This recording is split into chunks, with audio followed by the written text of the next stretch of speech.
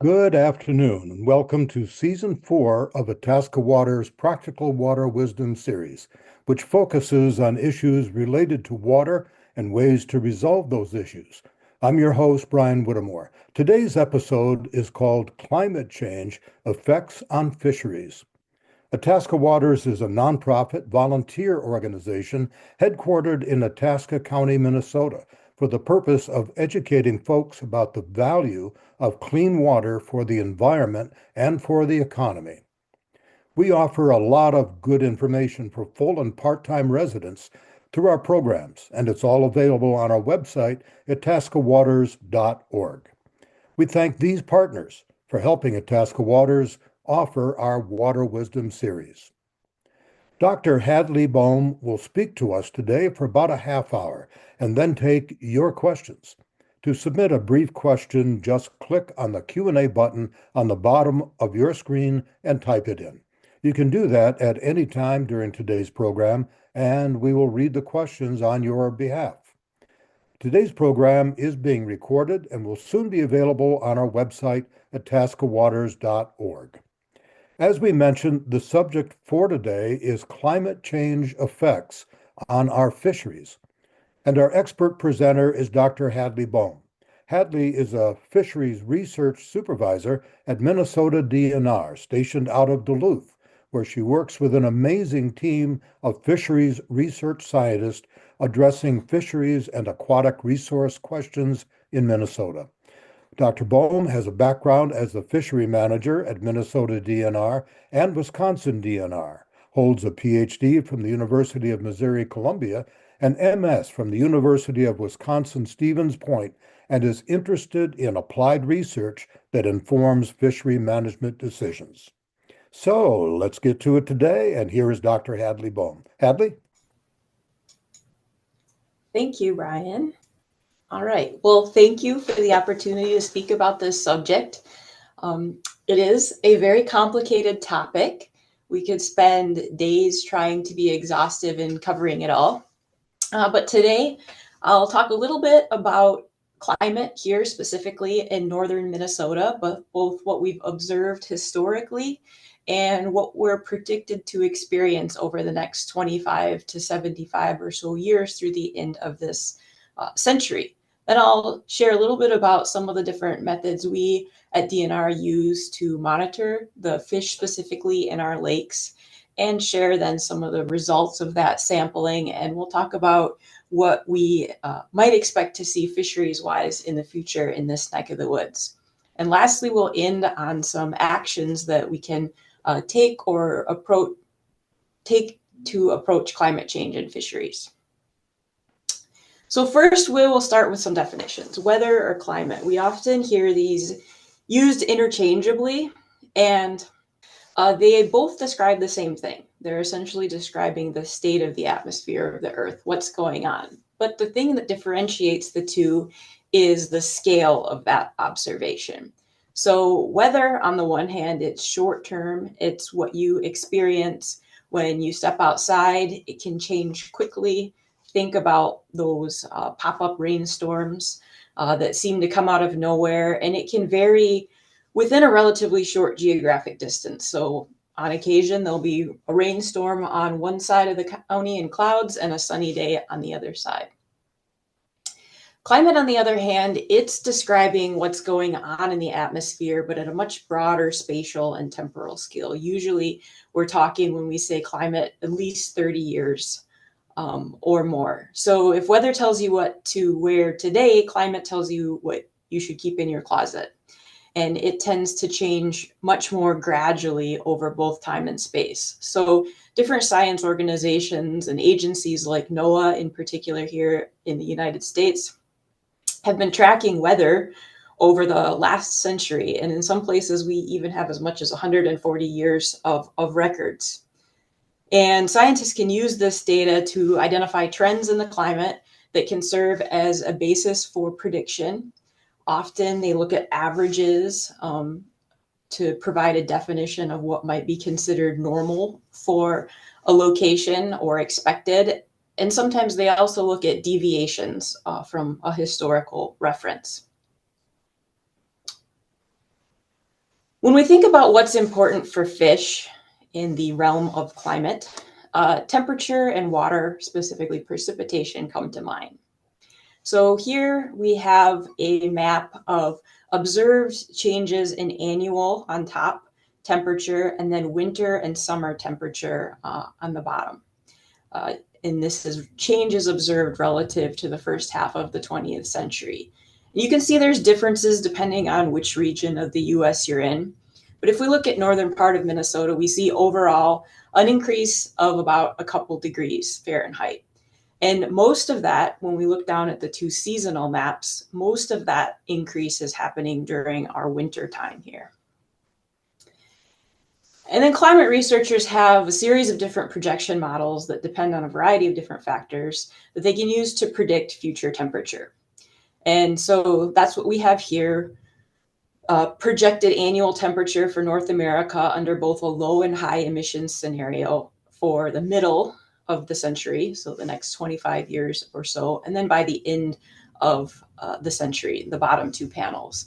And for our region, these projections are showing somewhere around an anticipated 4 to 6 degree increase by mid-century and another 6 to 10 increase relative to now by the end of the century that we can expect to see. And if those future changes follow a similar pattern to what we've observed over the last 40 or 30 years already, that increase will still be occurring more during our winter months. When we're thinking of fish and climate, other than temperature, as I said, precipitation is also important. We are going to see and have been seeing more frequent intense events. When we combine these types of events with increasing temperature, we're seeing earlier spring melt, reductions in our snow and ice pack.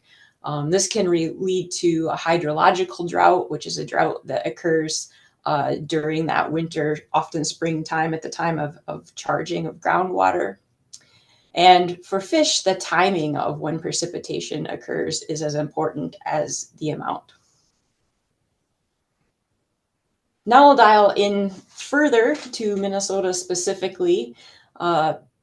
Climate, remember that's thinking long-term for our state is defined by an extreme amount of variability. But trending since the early 1900s, we've seen about a 2.5 degree Fahrenheit increase in annual temperature. And since 1998, we've had 8 of our 10 warmest years on record occur.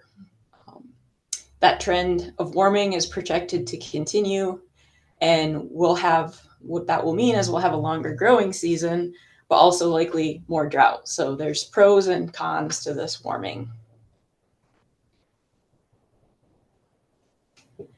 Remember in Minnesota that winter is warming faster than summer, or that's when most of our warming is occurring.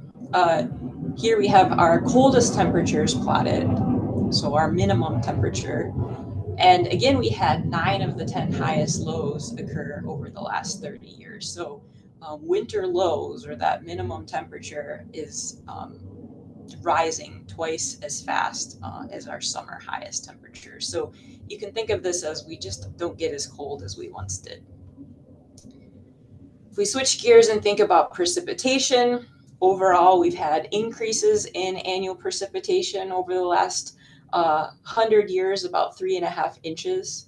And projections say we're going to continue to have an increase specifically in spring by mid-century, 10 or 15 to 20%. As I mentioned, those extreme precipitation events are occurring more frequently since the turn of this last century. Since 2000, the number of rains where we've had at least 6 or more inches have been 2 or 3 times higher already than they were during the previous century. We're losing snowpack in the winter. And while, again, that overall amount of precipitation is important for fish, timing and intensity matters a lot. So think of things like the relationship between a really intense rain event and runoff and how that might affect what's going into our lakes and streams. Or maybe if we have a fish species for which flow or water level is a cue for a different life history event.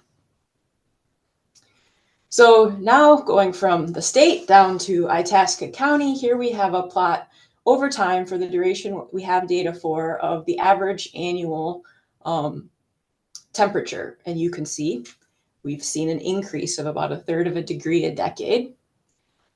And remember that a lot of this is occurring during the winter. So here's a different peak where we see the minimum temperature annually since we have the beginning of our data set.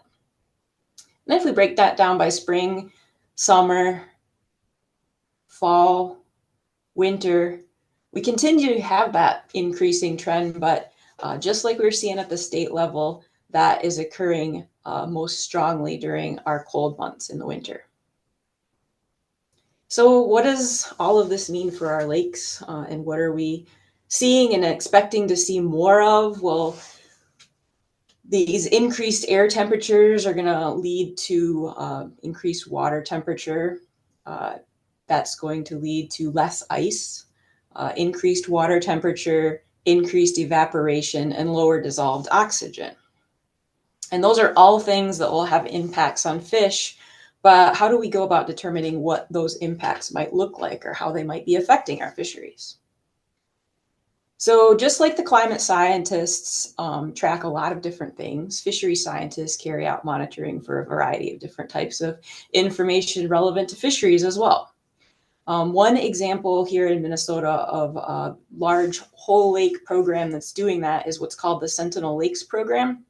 It's a long-term monitoring program cooperation between Minnesota PCA and various groups within DNR. There are a series of lakes across the state that represent a gradient of different categories, and you can see those on the map here. There's a variety of different types of data, biological, physical, and chemical, that's monitored to look for trends, try to identify the mechanisms behind some of the trends we observe in this kind of sampling. And ultimately, the goal is to be able to provide management solutions to ensure long-term sustainability of lakes in our state, given the presence of ecological disturbances that are happening. So this is actually the homepage for the Sentinel Lakes program. So I encourage you to go online, look it up. There's a lot of interesting information in here if you're at all inclined to be curious about this kind of stuff. So some of the different more specific metrics monitored are related to weather, water temperature, water level, zooplankton, phytoplankton, plants. Here we have deploying data loggers, this great big orange buoy, that is actually a continuous temperature profile recording device. That those little black things that you can see are temperature loggers that you put that all down in the water. The float stays at the surface with that very top logger that we can see closest to us. And down by the snowmobile or ATV, that's the anchor. So this is on the ice shown all stretched out, but ultimately it would be stuck down in the lake and stay there for a long period of time so we can get a continuous temperature profile in the lake. Also zooplankton, lots of water quality, and of course fish. The two different types of fish surveys that I'm going to talk about a little bit today are our standard surveys that are conducted in the Sentinel Lakes, but also throughout the lake or throughout the state by fisheries management staff as well. And then talk specifically about a unique type of survey method that we use to monitor a special species in the state. So these standard fisheries management surveys are composed of gill netting and trap netting. Trap nets are set near shore in the littoral or shallower area, and then gill nets are set offshore along the bottom out in the water in deeper areas. And those are the two primary survey methods for these standard surveys. And what's really cool is that we have data for this going all the way back to the 1970s. So that long of a standard sampling data set is really unique to have and helpful. And the reason you may be wondering why we have two different types of nets is that due to where different fish in the lake spend their time, each of these targets a slightly different group, the idea being to try to represent all the different species of interest in a lake. So here we have a figure from a publication that a couple folks here in the research unit put out a few years ago, and these black dots correspond to lakes where we have standard survey data. So you can see, in addition to having that really long temporal coverage going back to 1970, we also have great spatial coverage throughout the whole state.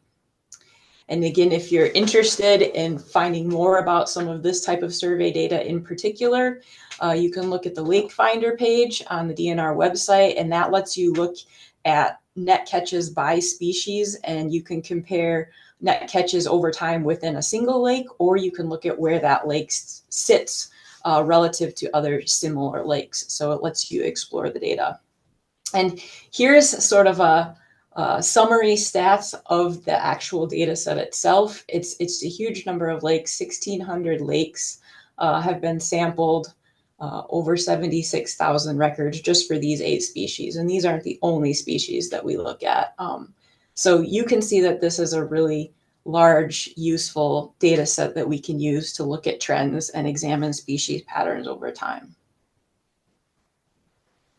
So as I mentioned, we already talked about these standard gill nets that are occurring in standard surveys. Cisco are a cold water species that hang out in pelagic areas. So they're out in the open, suspended in lakes. And so we use a combination of slightly different gears to get at them, because the standard gill nets and trap nets aren't quite the right gear to target Cisco. What we set up are these vertical gill nets, where they have a float at the top of the surface and the panels run all the way down to the bottom, so they intersect the area where Cisco are spending time. And these are usually deployed in the deepest basin of a lake. In addition, we use hydroacoustics, another sampling type, combined with the vertical gill nets. The sounder will be mounted on a boat, and that gray at the top is the boat. And it sends down a beam, kind of like bats and echolocation, that provides information about fish that are in the lake, primarily Cisco in these Cisco lakes where this work is done. And the boat will drive along transects. That's what the green that you see weaving around is, the transects. And then these gill nets are, vertical gill nets are set along transects. And the combination of the two gears allows research scientists to determine, after some analysis, what the length frequency is of the fish in the lake. You can see a picture on the bottom of what the actual image looks like. It gives us information about biomass and density. So the Sentinel Lakes program is providing information about the fish, but also, as I mentioned, lots of other things, among them being temperature.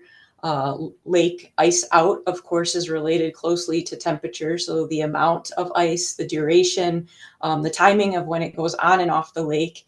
And this is an important consideration when thinking about phenology for fishes, or the study of the timing of when different ecological processes or life history periods occur. And what we're seeing in Minnesota is that ice is often going off the lake 10-ish to 2 weeks, 10 days to 2 weeks earlier than it has in the past, depending on the location.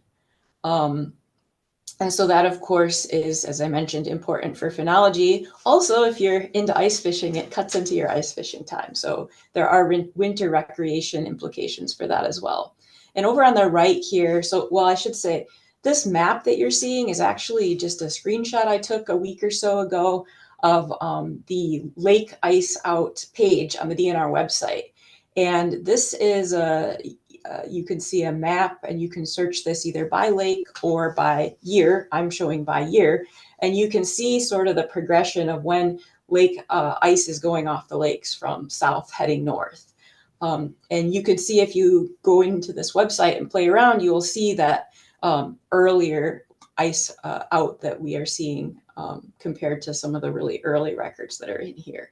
And over on the right, I have a Facebook page. A lot of this information for this particular web page is provided by citizen science. So if you're interested in getting involved in providing the DNR with information about lake ice outs, because DNR staff can't be at all lakes at all times, and sometimes you need to be there on the right day to see the ice go. It's really valuable to get that input. So if you're interested in being a lake ice out monitor, go ahead. I suggest going and checking out this webpage to learn more. So ice out. Walleye are a species that are strongly affected by ice out date. They spawn as soon as the ice goes out, usually when the water temperature is around 40 to 50 degrees or so.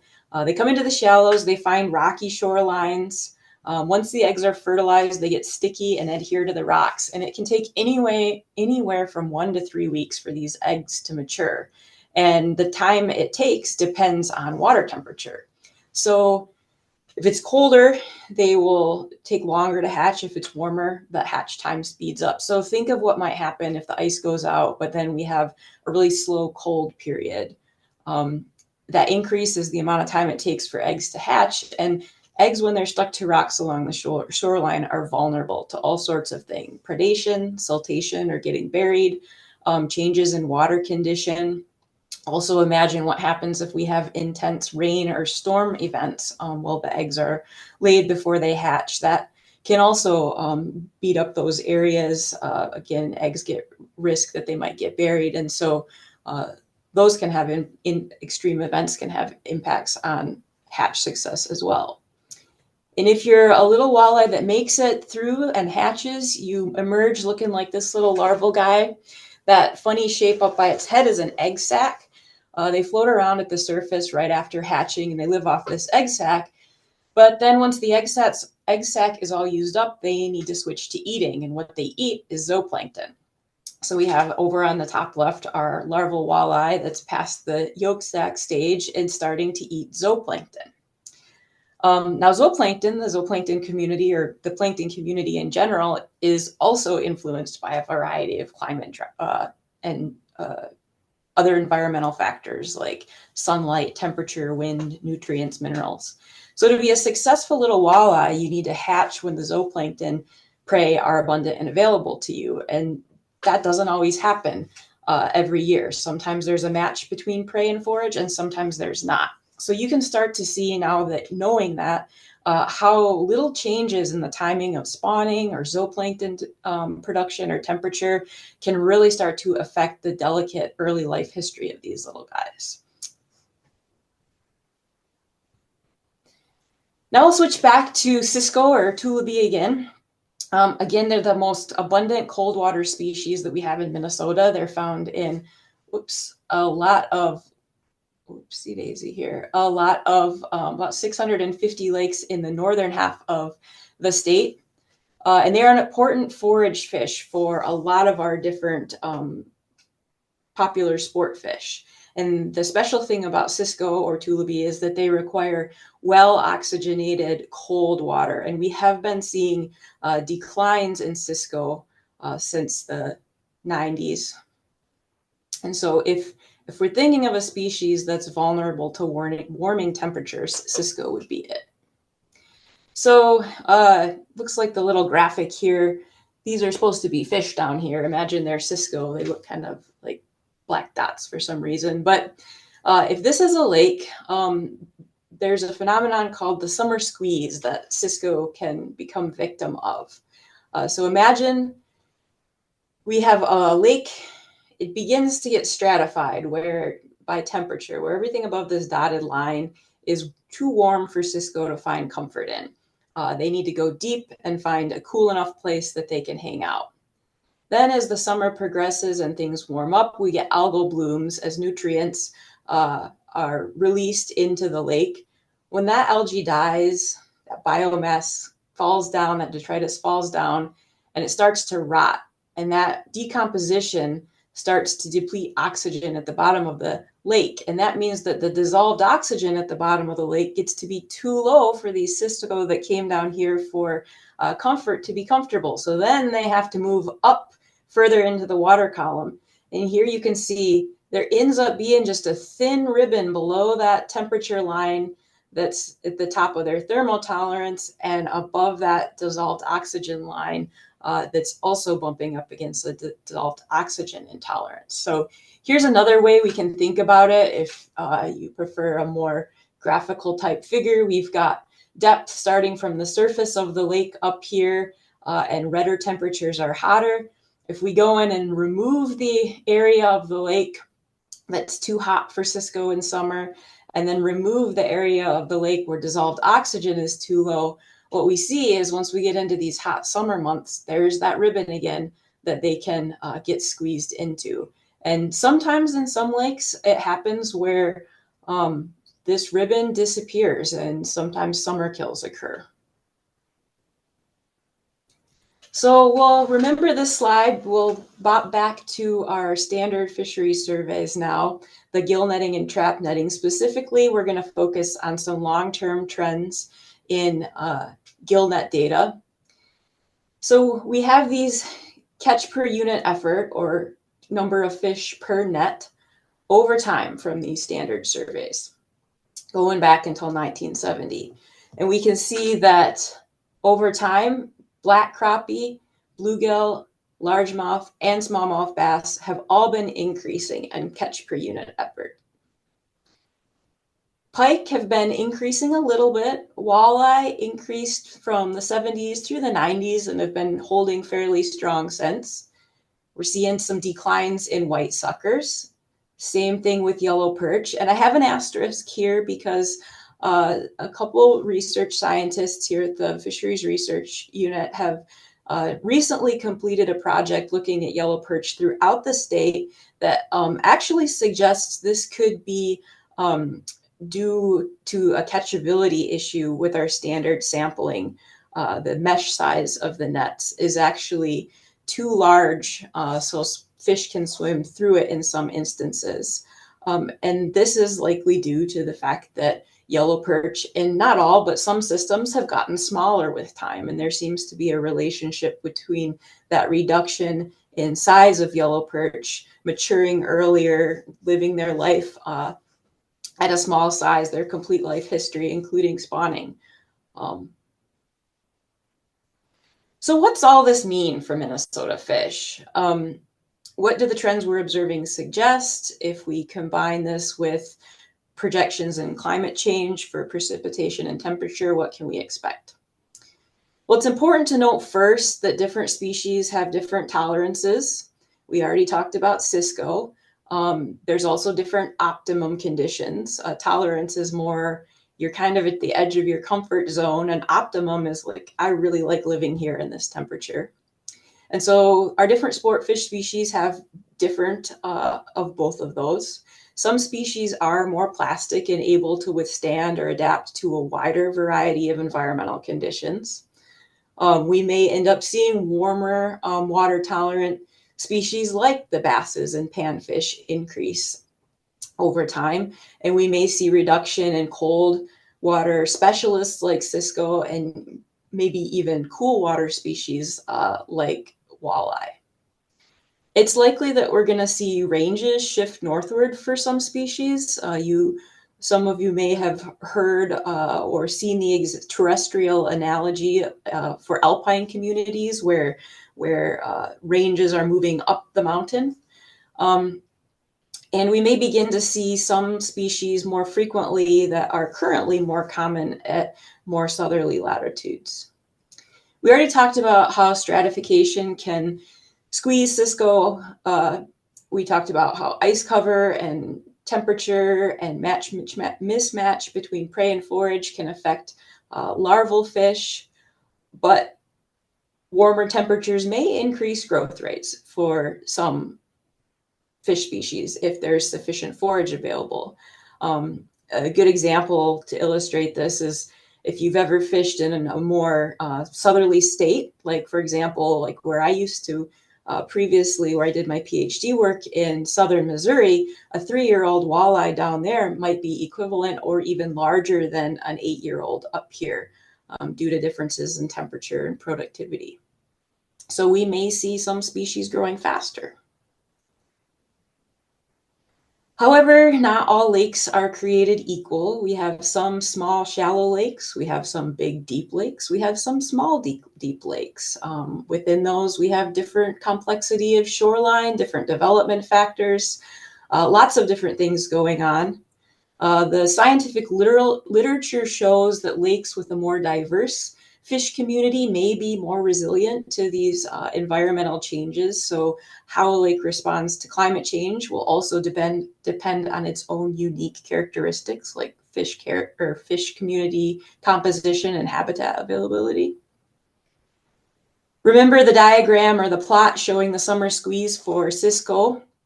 Well, if a lake is very deep and not too productive, it's possible that cold sensitive or temperature sensitive fish like Cisco will still be able to find thermal refugia throughout the summer and continue to sustain a population.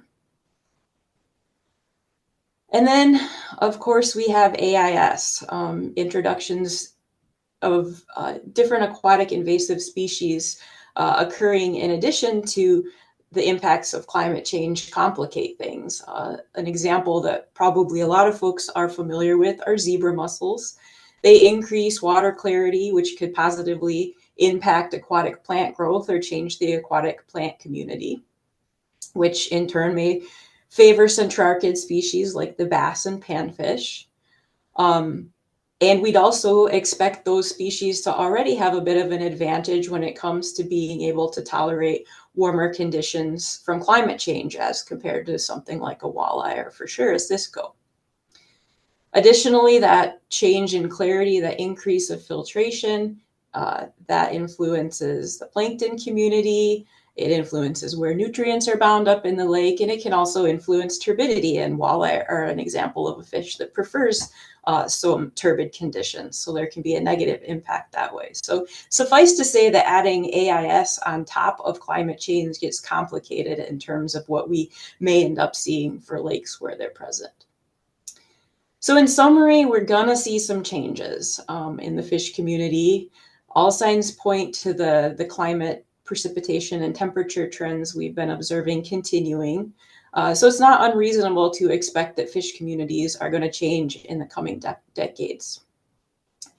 And as you can see or perhaps hear as I talk, a lot of this stuff may be beyond our control as fisheries managers. But the fortunate thing is that this area of adapting inland fisheries management to climate change is a rich area of research. So there's been a lot of scientists working on questions of how do we do this? How do we adapt? How do we respond?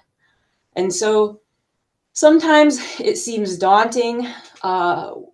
What can we really do? What's in our control? So there's a lot of things we can do. Here's a list that's pulled from a summary out of these two papers in particular. It's not exhaustive, but over here on the left side are things that are actions that managers could take. So an adaptive approach, how much in terms of degrees we're going to warm or conditions are going to change remains uncertain.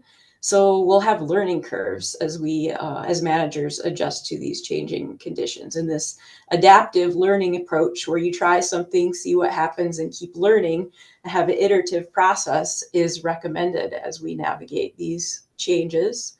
But as you've seen, there's a lot of good science underlying these management decisions, and that's something we're super fortunate to have here in Minnesota.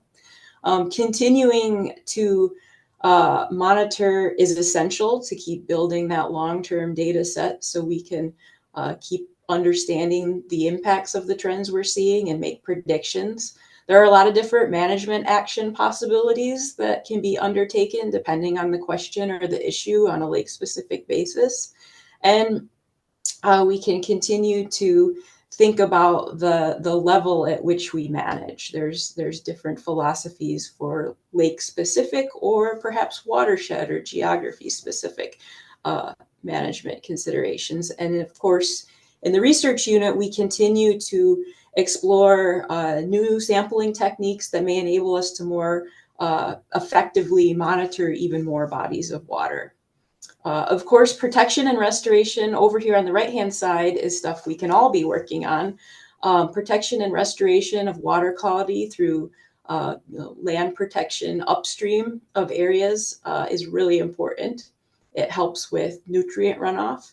The concept of human resilience, and that's, I'd say, a fancy way of saying thinking about our resilience of our expectations of what we want to manage a lake for fishery wise. We may need to adjust our management objectives.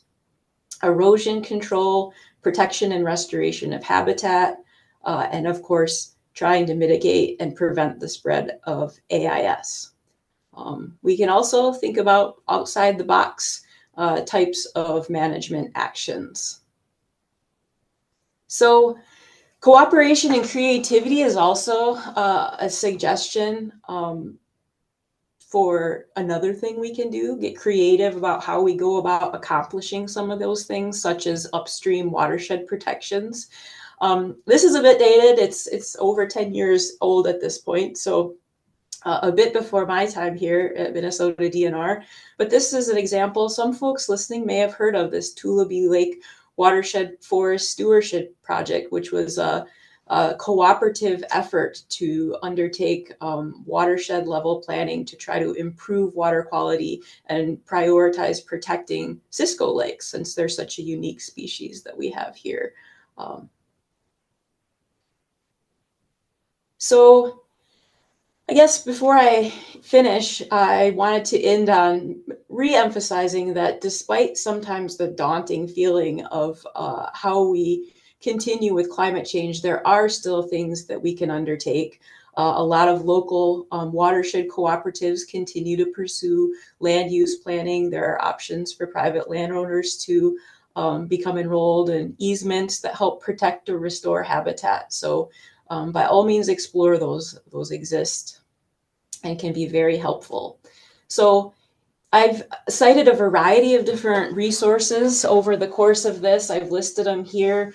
No need to try to write them all down. If you're interested in visiting some of those websites or anything like that, I've shared links to all of these with the organizers, and once this recording is on the website, they'll all be posted there. So you'll be able to go click and explore more of these.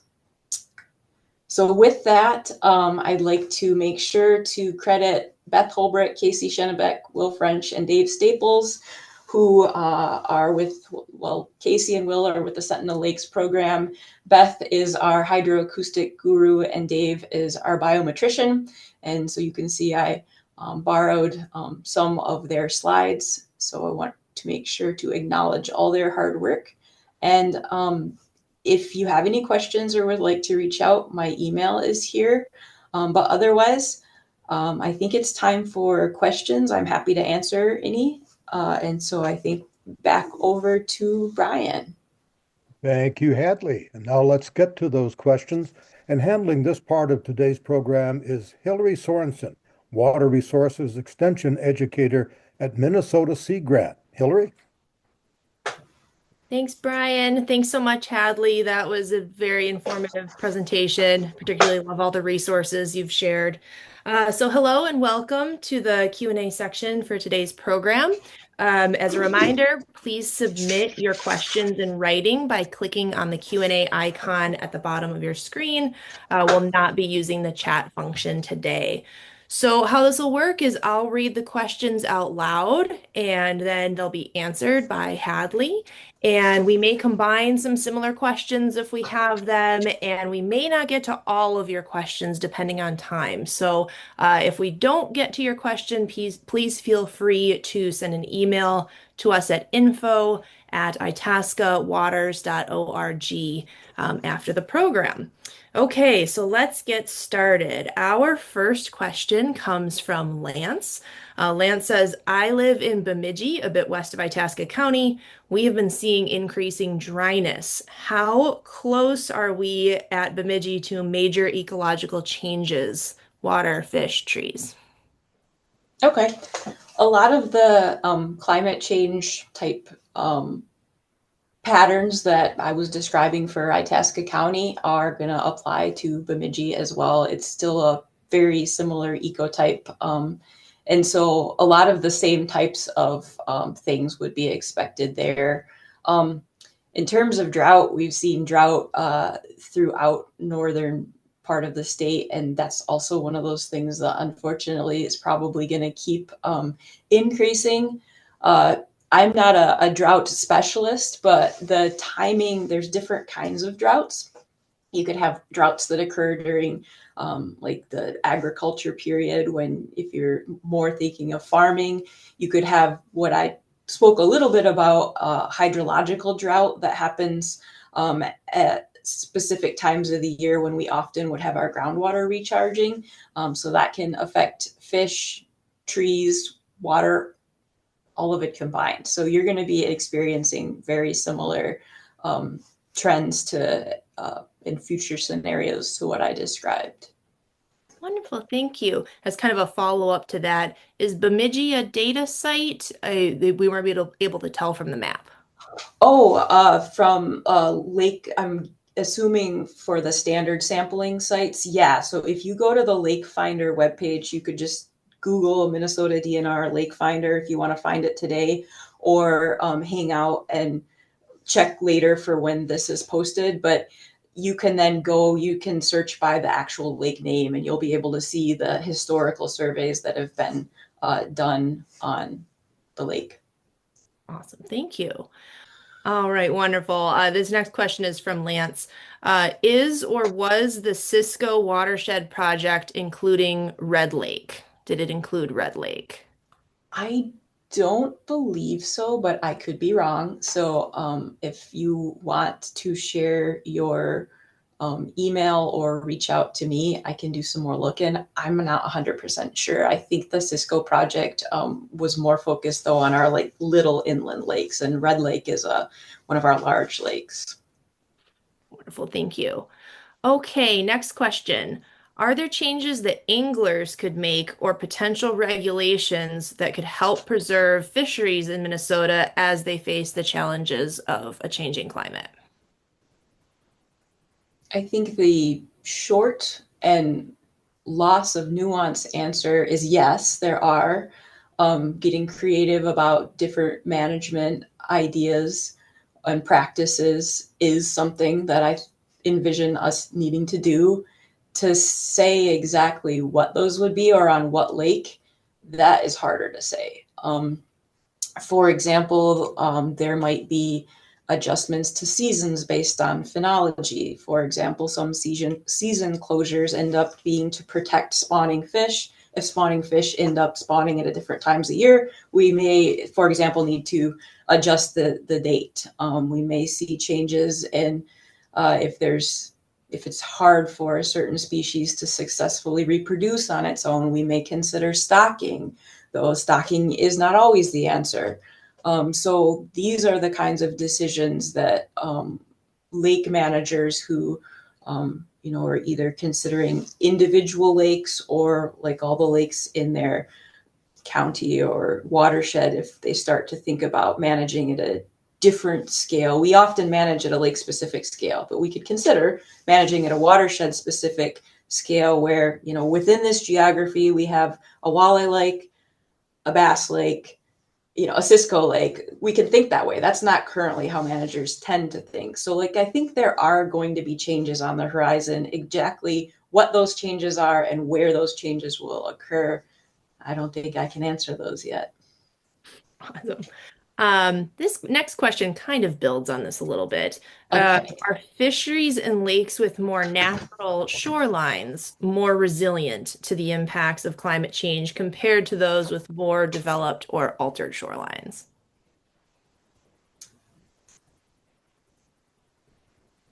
I'd say generally yes. The reason I say that is largely related to if habitat can buffer. There may be things that happen due to climate change that no amount of amazing undeveloped shoreline can fix. But also, if you think about those little walleyes and how they had a lot of things working against them, if they do have a nice place to spawn on shore, that's going to give them a little bit more likelihood of success than if, the shoreline's been completely rip-wrapped or all of the vegetation removed, that kind of thing. Awesome, thank you. Okay, next question. Next couple of questions are from Jan. How will a decline in Cisco affect loons? Oh, a bird question. I'm pretty sure, so I should say I'm not a bird question, so take this answer with a grain of salt. But I do believe that Cisco are considered an important forage for loons. So I would assume if you have a decline in Cisco, you could get a decline in loons. I don't know if, what were we talking about before we signed on? Cisco are like floating sticks of butter. So if you're a mama loon who's trying to find, feed her babies and you have fewer Cisco, or forced to choose a different food source that's maybe not as nutritional, I could see that having a negative effect. I just am not 100% sure because I do fish, not birds. But we had a webinar on loons. Okay. I have to go through the archives and watch tying it all together. Okay, this one is from this is an anonymous one. Given the warming impacts of climate change, could stocking more southerly strains of walleye, those adapted to warmer conditions, help sustain northern walleye populations? What are the potential risks and benefits of this approach? That is a great question and a complicated question. There have been, this is that it could be a possibility. I think, we try hard to not mix genetic strains in lakes that have some element of natural reproduction. If it were to get to the point where the objective became have walleyes be in this lake, maybe that becomes an outside of the box type of thinking.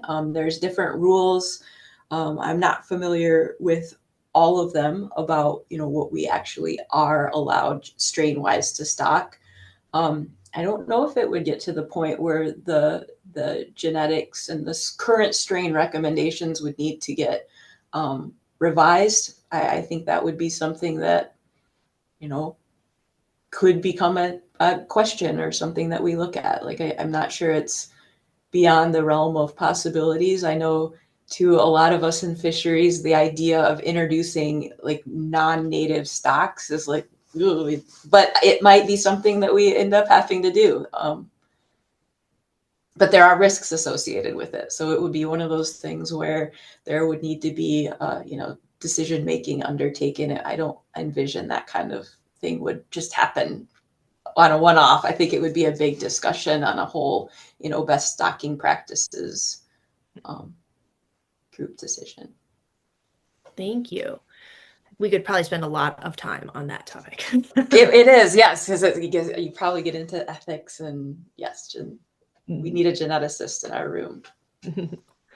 Okay, next question from John. Could the decline in yellow perch also be related to increased stocking of walleye, or the decline in size be related to walleye, perhaps?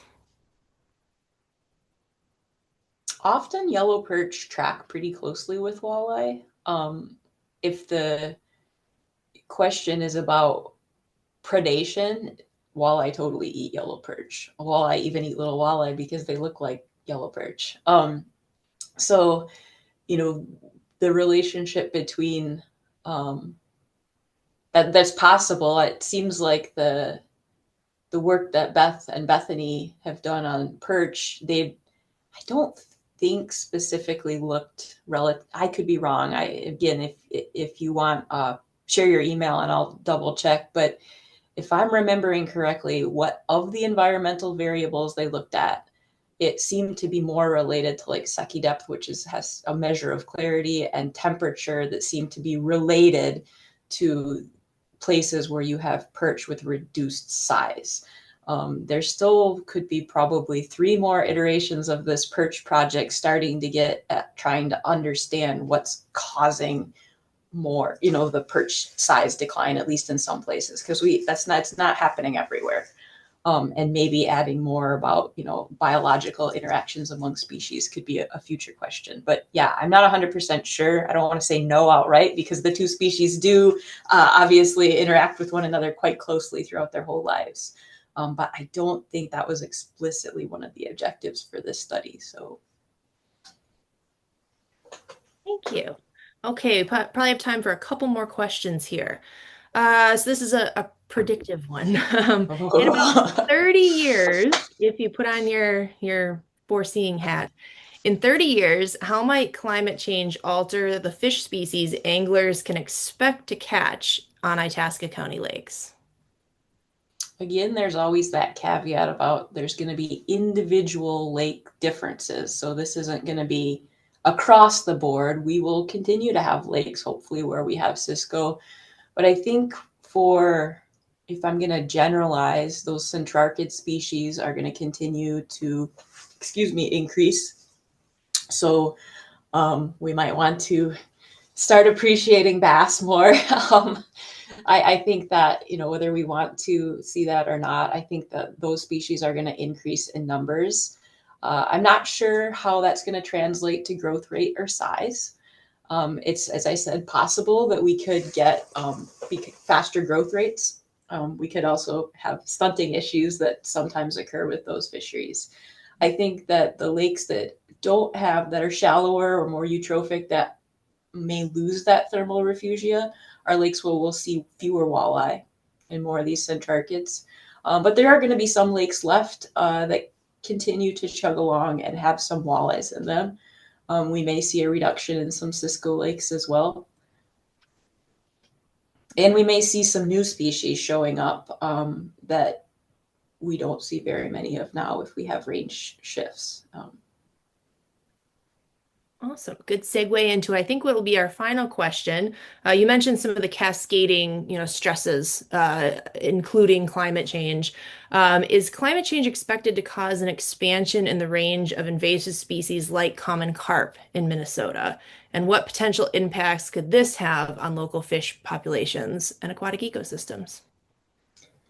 Well, as we get different species in lakes, it's definitely possible. Like as I said, ranges for some species that may be cold and has helped us not have for a while could increase. Carp, for example, they can change aquatic vegetation. That would alter habitat. That could have sort of a trickle-down effect. It sort of would depend, again, on the lake, how successful they were. I'm not sure I see carp being as successful in a big, cold, deep bowl lake with steep sides as I do more of a lake probably on the western edge where we get a little more shallow, maybe some nutrient inputs as we start to get more prairie ecoregion. So, some new species being present may just be new species present. Some could be destructive. It's really going to depend on the lake itself, the fish composition of, community that's already in the lake. So, there's not going to be one right answer for this is exactly what's going to happen, but I do think we will see some different combinations of species if we do have some range expansion. And there may be places that, we have just changes in AIS presence or absence. Temperature, say, is more favorable. So that's a very terrible answer to end it on, to say, I don't know. I think we're going to see changes. That's why that adaptive process is so important, and keeping monitoring is so important, because in some of the water quality monitoring that I didn't go greatly into detail with, we do track, look for zebra mussel veligers. We do make sure to note if there's mystery snails or something like that present. Thank you so much. I think we'll end the questions there. And thanks so much again, Hadley, for a great presentation. And I'll hand things back over to Brian. Thank you, Hillary, and thank you very much, Hadley. A recording of this program will be available soon on our website at tascawaters.org. Please feel free to recommend it to family, to friends, and also to neighbors. Also, we are asking for your ideas about the Water Wisdom series. You can use the survey link on screen or respond to the evaluation form that we will email you. The next program will be on Thursday, June 5th, and feature Rebecca Olson of Northwoods Excavating talking to us about septic health checks, a deep dive into inspections and maintenance. You can register for free on itascawaters.org. I'm Brian Whittemore. Thanks again for watching today.